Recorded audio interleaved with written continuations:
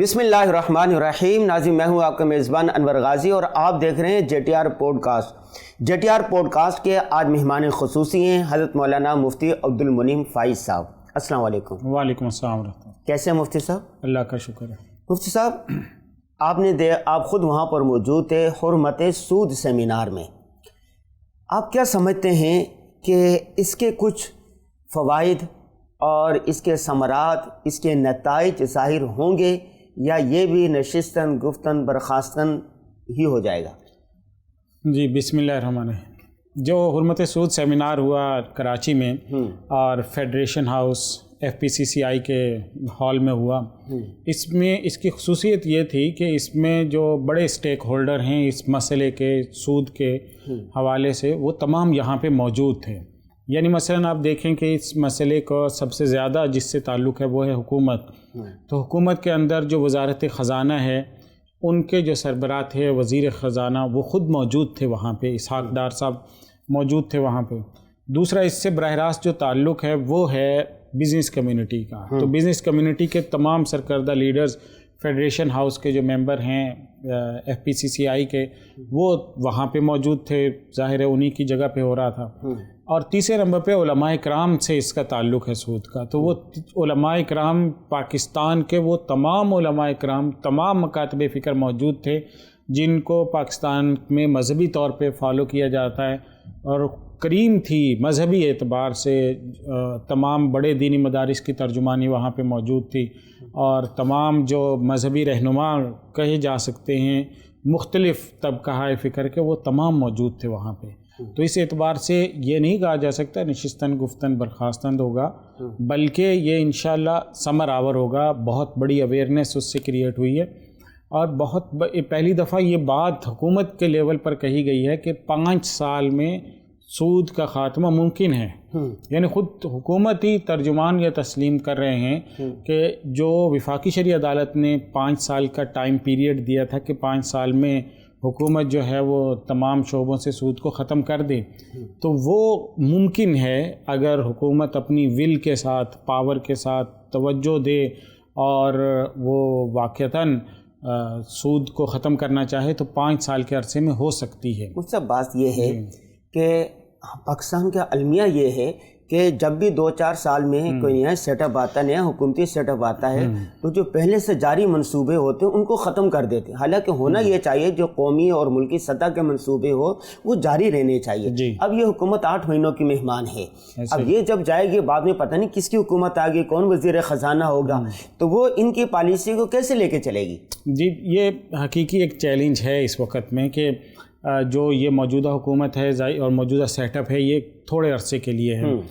اس لیے سیاسی طور پر، لیکن ہمیں جو لگتا ہے کہ سیاسی طور پر اس وقت میں کوئی اپوزیشن نہیں ہے، یعنی سیاسی طور پہ کوئی بھی ایسی سیاسی جماعت نہیں ہے جو سود کے دفاع کے لیے آگے آئے یا یہ چاہے کہ پاکستان سے سود جو ہے وہ ختم کرنا ممکن نہیں ہے۔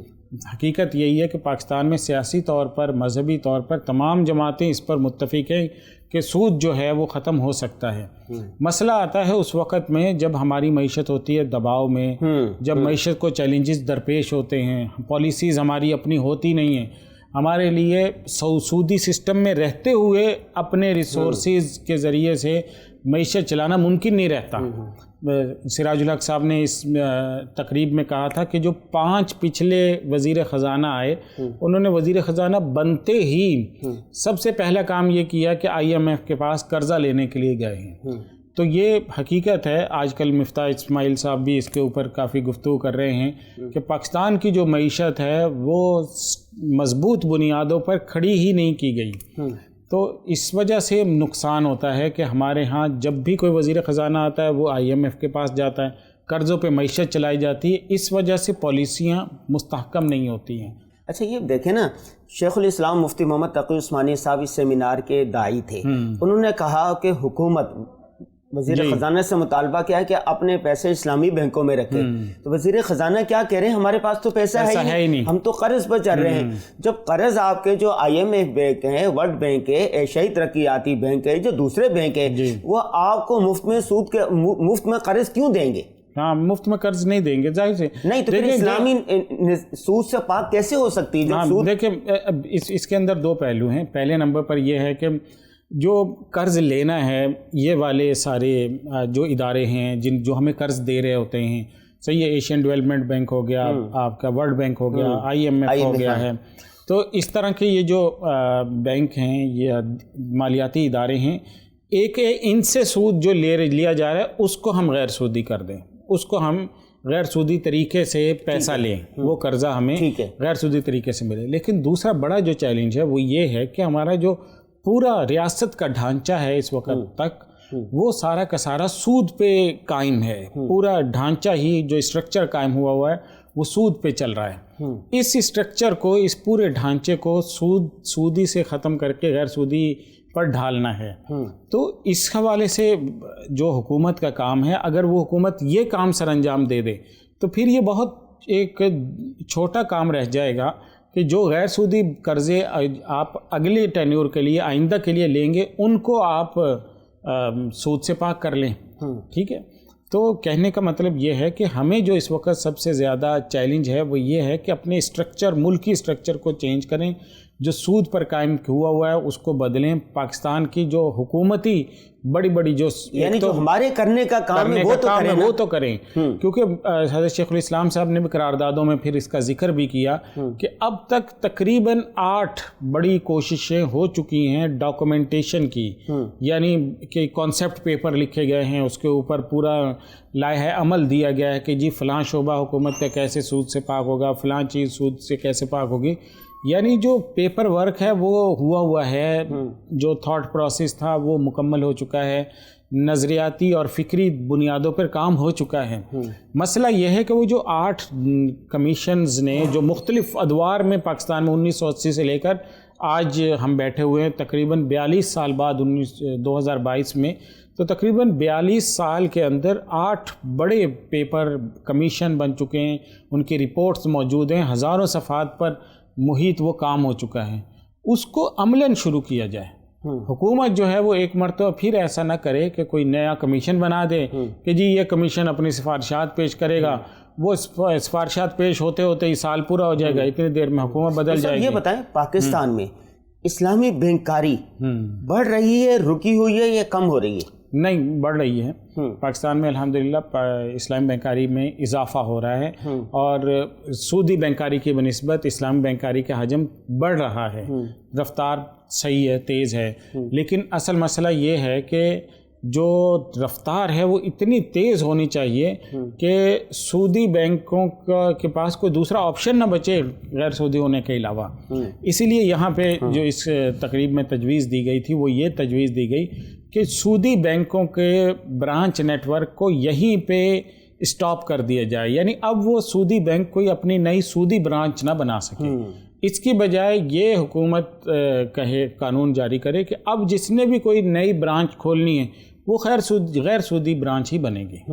تو اس کی وجہ سے کیا ہوگا کہ جتنا بھی نیا ایکسپینشن ہوگی تو غیر سودی بینکوں کے میں ہوگی, اور جو سودی بینک ہیں وہ مزید سکڑتے چلے جائیں گے اور ان کے پاس کوئی دوسرا آپشن نہیں بچے گا. جی ٹھیک. مجھ سے آپ معیشت پڑھاتے ہیں, یہ بتائیے کہ اگر کوئی کاروباری شخص, بزنس کمیونٹی یا کوئی بڑا خاندان وہ چاہے کہ مجھے اپنے کاروبار کو, اپنی معیشت کو سود سے 100% پاک کرنا ہے, تو اس کا بھی کوئی طریقہ ہے؟ بالکل آسان طریقہ. اب تو دیکھیں, اب تو ساری ٹرانزیکشن ہوتی بینکوں کے ذریعے, تو بینک سارے جو غیر سودی بینکاری کر رہے ہیں نا. پاکستان میں 5 فل فلیج اسلامی بینک ہو گئے ہیں, 5 بینک ہیں جو مکمل 100% اسلامک ہیں. آپ ان کے پاس چلے جائیں, آپ کا کوئی بھی بزنس کا مسئلہ ہو, امپورٹ کا ہے, ایکسپورٹ کا ہے, LC کھولنے کا ہے, دوسرے ملک میں پیمنٹ کرنے, کوئی بھی گارنٹی, بینک گارنٹی آپ کو چاہیے, کچھ بھی آپ کا مسئلہ ہے, آپ بینک کے پاس چلے جائیں. آپ 5 فل فلیج اسلامک بینک ہیں, یعنی ان کے پاس کوئی دوسرا آپشن ہے ہی نہیں غیر سودی کے علاوہ. صحیح, ان میں آپ میزان بینک کے پاس جائیں, بینک اسلامی کے پاس جائیں, بینک دبئی الاسلامی کے پاس جائیں, البرکہ کے پاس جائیں, فیصل بینک جو ہے اس کے پاس آپ چلے جائیں. تو یہ 5 تو فل فلیج اسلامک بینکس ہیں, اور 17 جو ہیں وہ ونڈوز آپریشنز ہیں, یعنی سودی بینک بھی ہیں اور غیر سودی کام بھی کر رہے ہیں. اب مثلا کسی شخص کا حبیب بینک میں مثلا اکاؤنٹ ہے، بزنس مین ہے، پہلے وہ سود پہ تھا، تو وہ اسی بینک میں جائے اپنے برانچ مینیجر سے کہے بھی آج سے میں سودی سلوشن نہیں لوں گا، مجھے غیر سودی حل چاہیے اپنی امپورٹ کے لیے، ایکسپورٹ کے لیے، ایل سی کے لیے، یا جو بھی پیمنٹ ہے گارنٹی وغیرہ اس کے لیے، تو آپ کو اپنے ہی بینک میں دستیاب ہو جاتا ہے۔ تو اب تو اتنا مطلب آسان ہو گیا ہے کہ سود سے بچنا پاکستان میں، اور یہ ایک دن کی کہانی نہیں، 20 سال سے پاکستان میں بزنسز موجود ہیں، پاکستان میں بینک موجود ہیں جو سود سے پاک ہو رہے ہیں، اور سود کا 1 روپیہ لیے بغیر وہ ساری ٹرانزیکشن کر رہے ہیں۔ سود کی حرمت پر کوئی ایک آیت، کوئی ایک حدیث؟ دیکھیں، سود تو ایک ایسا ہے کہ جس کے بارے میں بے شمار حدیثیں اس بارے میں آئیں۔ حضور صلی اللہ علیہ وسلم نے فرمایا لعن اللہ آکل الربا و موکلہ و شاہدیہ و کاتبہ، کہ اللہ تعالیٰ کی لعنت ہے اس سود کھانے والے پر، کھلانے والے کے اوپر، اس کے گواہ بننے والے کے اوپر، سود کے گواہ بننے والے پر اللہ کے نام، اور اس سودی معاہدے کو لکھنے والے پر اللہ تعالیٰ کی لعنت ہے۔ تو یہ اتنی بڑی مطلب وعید حضور صلی اللہ علیہ وسلم فرما رہے ہیں۔ کسی مطلب باقی میں ہوتا ہے کہ براہ راست گناہ کرنے والا جرمدار ہوتا ہے، یہاں پہ اس کا کھانے والا، کھلانے والا، اور اس کا گواہ بننے والا، اس کو لکھنے میں شریک ہونے والا، کسی بھی طرح اس میں انوالو ہونے والا، اس تمام پہ اللہ کی لعنت ہے۔ تو یہ بہت بڑی سزا ہے۔ قرآن مجید خود کہتا ہے کہ اللہ تعالیٰ نے احل اللہ البیع وحرم بیع کو حلال کیا ہے، سود کو حرام کیا، اور جو سود کھاتے ہیں اس کے بارے میں کہ لا یقومون الا کما یقوم الذی یتخبطہ الشیطان من المس، کہ سود کھانے والے ہیں، ان کا حال اس طرح سے ہوگا جیسے پاگل باولا ہوتا ہے۔ مجھے دوسرا بھائی، رزق حلال کا عمل صالح کے ساتھ گہرا تعلق قرآن پاک میں جگہ جگہ آتا ہے، یا ایھا الرسل کلوا من الطیبات واعملوا صالحا، یعنی رزق حلال کھاؤ گے عمل صالح کی توفیق ملے گی۔ بہت شکریہ جی ناظرین، مفتی صاحب نے حرمت سود سیمینار پر بتایا کہ یہ جو سیمینار تھا یہ نشستن گفتن برخاستن نہیں ہوگا، بلکہ اس کے اچھے اثرات ظاہر ہوں گے۔ دوسری بات یہ ہے کہ اگر کوئی شخص چاہے اپنے کاروبار کو سود سے پاک کرنا تو اس کے لیے بالکل آسان ہے، وہ کر سکتا ہے۔ سود کی انتہائی زیادہ ممانعت آئی ہے، انتہائی حرام ہے، اور اس کی سخت ترین وعیدیں ہیں۔ آپ نے آج سے کوشش کرنی ہے کہ اپنے کاروبار کو، اپنی کمپنی کو، اپنے دائرہ کار میں سود سے، اب ہر چیز کو سود سے پاک کر دینا ہے، اس لیے کہ رزق حلال کا عمل صالح کے ساتھ گہرا تعلق ہے۔ ہمیں دیجیے اجازت، دوبارہ حاضر ہوں گے نئے موضوع، نئے مہمان کے ساتھ۔ السلام علیکم ورحمۃ اللہ وبرکاتہ۔